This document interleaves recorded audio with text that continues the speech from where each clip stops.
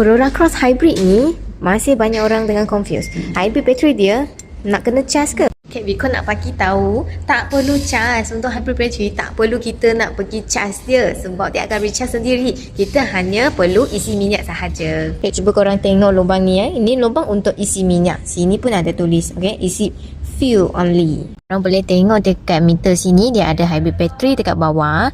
So bila dia jalan enjin, dia akan recharge sendiri. So kita tak payah risau, kita tak payah sibuk, dia akan buat kerja dia sendiri.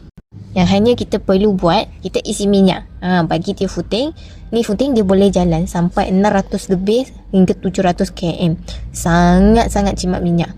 Untuk mana yang selalu ada travel jauh ataupun dia punya tempat kerja dengan rumah dia ada satu jarak, lepas tu asyik ada menghadap dengan jam, memang sangat sesuai ambil Corolla Cross Hybrid ni sebab you boleh feel dia punya jimat minyak tu.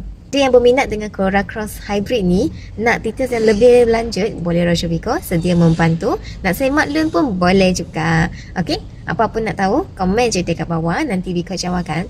Bulan ni masih ada ready stock, ada promotion tau. Korang cepat-cepat grab. Bye.